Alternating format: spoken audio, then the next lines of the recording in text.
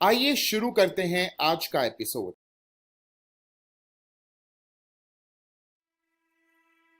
नमस्कार दोस्तों, आज हम अपना नया अध्याय शुरू करने जा रहे हैं जिसका नाम है रसायन विज्ञान की कुछ मूल अवधारणाएं का भाग 1। तो चलिए देखते हैं कि हम इस वीडियो में क्या पढ़ने वाले हैं। हम इस वीडियो में द्रव्य और उसकी अवस्थाएं के बारे में पढ़ेंगे। हम द्रव्य के वर्गीकरण के बारे में जानेंगे। हम परमाणु के परिचय के बारे में भी पढ़ेंगे और डाल्टन का परमाणु सिद्धांत के बारे में भी जानेंगे। तो चलिए अब बात करते हैं रसायन विज्ञान यानी केमिस्ट्री के परिचय से। रसायन विज्ञान यानी केमिस्ट्री अणुओं यानी मॉलिक्यूल के रूपांतरण का विज्ञान है। प्रकृति के वर्णन करने के लिए रसायन विज्ञान का उपयोग किया जाता है।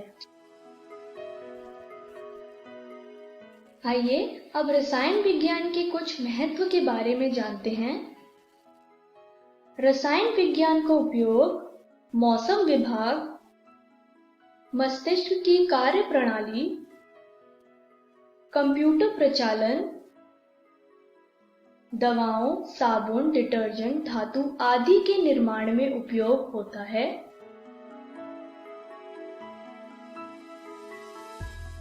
रसायन विज्ञान के परिचय के बाद अब हम अपने पहले विषय पे चलते हैं जो है द्रव्य और उसकी अवस्थाएं। कोई भी वस्तु जिसका द्रव्यमान होता है और जो स्थान घेरती है वह द्रव्य कहलाती है। उदाहरण से समझे तो स्क्रीन पे दिया गया चित्र एक कुर्सी का है। क्या आप बता सकते हैं कि कुर्सी द्रव्य है कि नहीं? कुर्सी एक द्रव्य कहलाती है क्योंकि कुर्सी का द्रव्यमान होता है और वह स्थान भी घेरती है। उसी तरीके से बुक यानी किताब भी एक द्रव्य कहलाती है क्योंकि किताब भी स्थान घेरती है, वह किताब का भी द्रव्यमान होता है। द्रव्य के 3 अवस्थाएं यानी स्टेट होती हैं, जैसे कि ठोस यानी सॉलिड। स्क्रीन पर दिया गया पिक्चर एक पेड़ का है। यह द्रव्य का ठोस रूप है। दूसरी अवस्था है द्रव। स्क्रीन पे दिया गया पिक्चर पानी का है। पानी द्रव्य की द्रव अवस्था है। तीसरी अवस्था है गैस। स्क्रीन पे दिया गया पिक्चर गुब्बारे का है। इस गुब्बारे में भरी हवा द्रव्य का गैस अवस्था है। आइए द्रव्य की अवस्थाओं को डिटेल में जानें। स्क्रीन पे दिया गया टेबल द्रव्य की अवस्थाओं के बारे में बताता है। आइए इसे अब एक एक कर विस्तार से पढ़ें। पहले बात करते हैं ठोस की। ठोस का आयतन और आकार दोनों ही निश्चित होता है। आइए इसे एक उदाहरण से समझें। स्क्रीन पे दिया गया चित्र एक सेब का है। यह द्रव्य का ठोस रूप है क्योंकि सेब का आयतन और आकार दोनों ही निश्चित होता है। ठोस के कण एक दूसरे के बहुत ही पास होते हैं या बहुत पास क्रमबद्ध रूप से व्यवस्थित रहते हैं। स्क्रीन पे दिया गया चित्र ठोस के कणों को दर्शाता है। ठोस के बाद अब बात करते हैं द्रव की। द्रव का आयतन तो निश्चित होता है परंतु द्रव का आकार निश्चित नहीं होता। आइए इसे अब उदाहरण से समझें। स्क्रीन पे दिया गया चित्र एक कप का है। इस कप को हम द्रव्य का ठोस रूप कहेंगे, लेकिन कप में रखी हुई चाय या कॉफी द्रव्य का द्रव रूप है। कॉफी का कोई आकार नहीं होता, इसलिए यह ठोस यानी कप का आकार ले लेती है। द्रव के कण ठोस की तुलना में दूर होते हैं, परंतु गैस की तुलना में पास होते हैं। स्क्रीन पे दिया गया चित्र द्रव के कणों को दर्शाता है। द्रव के बाद अब बात करते हैं द्रव्य की तीसरी अवस्था यानी गैस के बारे में। गैस का आयतन और आकार दोनों ही निश्चित नहीं होता। आइए इसे एक उदाहरण से समझें। स्क्रीन पर आप एक केतली देख पा रहे हैं। यह केतली द्रव्य का ठोस रूप है। इसमें रखी हुई चाय या पानी द्रव है, और जब हम इस केतली को गर्म करते हैं, इस केतली से निकली हुई भाप गैस है। गैस के कण बहुत दूर दूर व्यवस्थित होते हैं। स्क्रीन पे दिया गया चित्र गैस के कणों को दर्शाता है। द्रव्य के अवस्थाओं के बाद अब बात करते हैं द्रव्य के वर्गीकरण के बारे में। स्क्रीन पर आप देख पा रहे हैं द्रव्य को दो भाग में वर्गीकरण किया गया। पहला भाग है शुद्ध पदार्थ, दूसरा भाग है मिश्रण। शुद्ध पदार्थ भी दो भाग में विभाजित किया गया। पहला है तत्व, दूसरा है यौगिक। उसी तरीके से मिश्रण भी दो भाग में विभाजित किया गया। एक है समांगी मिश्रण, दूसरा है विषमांगी मिश्रण। आइए अब इसे हम विस्तार से पढ़ें। पहले बात करते हैं शुद्ध पदार्थ के बारे में, जो कि द्रव्य का ही एक भाग है। जब किसी पदार्थ के सभी संघटक कण रासायनिक रूप से समान होते हैं, तो इसे शुद्ध पदार्थ कहा जाता है। उदाहरण से समझें तो नमक यानी सॉल्ट एक शुद्ध पदार्थ है।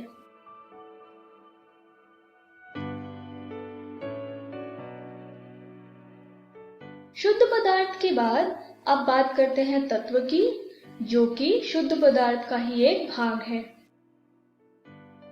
तत्व उस पदार्थ को कहते हैं जिसमें एक ही प्रकार के कण होते हैं और इन्हें रासायनिक क्रिया से और विभाजित नहीं किया जा सकता। तत्व के उदाहरण को जानने से पहले हम बात करते हैं यौगिक के बारे में। यौगिक वह पदार्थ है जो भिन्न तत्वों के दो या दो से अधिक परमाणु को एक निश्चित अनुपात पर संयोजित होकर बनते हैं। आइए अब तत्व और यौगिक दोनों को ही उदाहरण से समझें। ऑक्सीजन आप देख पा रहे हैं स्क्रीन पर। ऑक्सीजन एक तत्व है।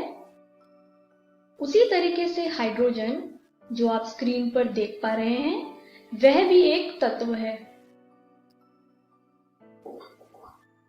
यदि इस ऑक्सीजन में दो हाइड्रोजन लगे तो यह बनता है पानी यानी वाटर।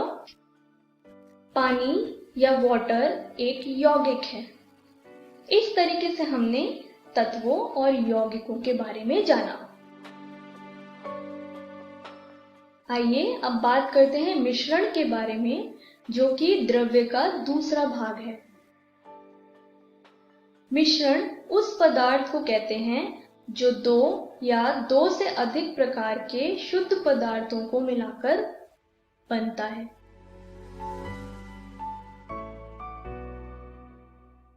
पर आप एक चित्र देख पा रहे हैं। यह चित्र एक मिश्रण का है। इस मिश्रण में तेल और पानी है। तेल और पानी दोनों ही शुद्ध पदार्थ हैं। मिश्रण के बाद अब बात करते हैं समांगी मिश्रण के बारे में, जो कि मिश्रण का ही एक भाग है। समांगी मिश्रण उस मिश्रण को कहते हैं जिसमें घटक एक दूसरे से पूर्णतया मिश्रित होते हैं। समांगी मिश्रण के उदाहरण को जानने से पहले हम बात करते हैं विषमांगी मिश्रण के बारे में। विषमांगी मिश्रण उस मिश्रण को कहते हैं जिसमें घटक एक दूसरे से पूर्णतः मिश्रित नहीं होते हैं। आइए अब समांगी मिश्रण और विषमांगी मिश्रण को उदाहरण से समझें।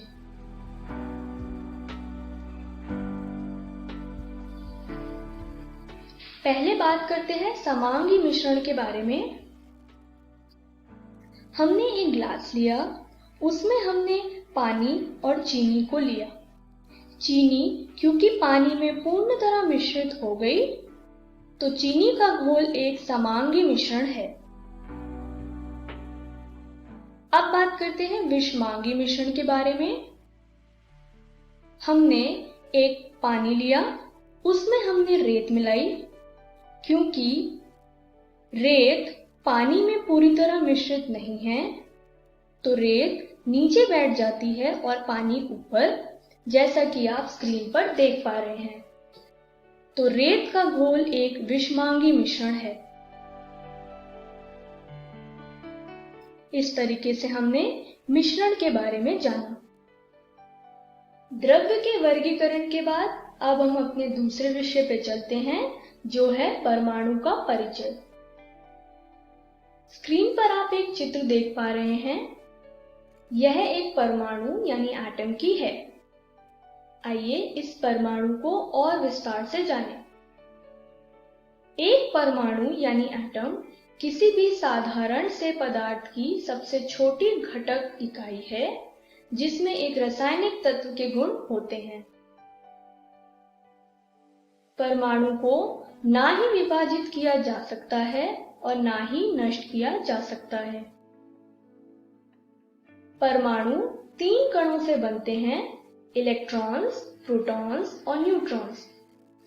स्क्रीन पर दिया गया चित्र से आप तीनों ही कणों को देख पा रहे होंगे। परमाणु के केंद्र को नाभिक यानी न्यूक्लियस कहा जाता है, जैसा कि आप स्क्रीन पर देख पा रहे हैं। परमाणु के बारे में विस्तार से हम अपने अगले चैप्टर में पढ़ेंगे। परमाणु के परिचय के बाद आइए अब बात करते हैं डाल्टन का परमाणु सिद्धांत।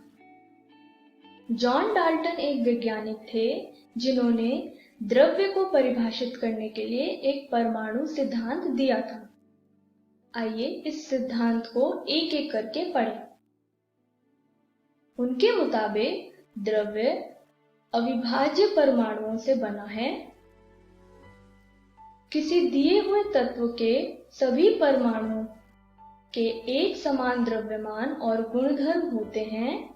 विभिन्न तत्वों के परमाणु के द्रव्यमान भी विभिन्न होगा। एक से अधिक तत्वों के परमाणुओं के निश्चित अनुपात में संयोजन से यौगिक बनता है। रासायनिक अभिक्रियाओं में परमाणु पूर्ण व्यवस्थित होते हैं। रासायनिक अभिक्रिया में ना तो उन्हें बनाया जा सकता है और ना ही नष्ट किया जा सकता है। तो चलिए देखते हैं कि हमने इस वीडियो में क्या सीखा। हमने द्रव्य और उसकी अवस्थाएं के बारे में पढ़ा। हमने द्रव्य के वर्गीकरण के बारे में पढ़ा। हमने परमाणु के परिचय के बारे में जाना और हमने डाल्टन का परमाणु सिद्धांत के बारे में भी जाना। तो चलिए देखते हैं कि अगली वीडियो में हम क्या पढ़ने वाले हैं। अगली वीडियो में हम द्रव्य के गुणधर्म और उनका मापन के बारे में पढ़ेंगे। हम वैज्ञानिक संकेतन के बारे में भी पढ़ेंगे। Thank you.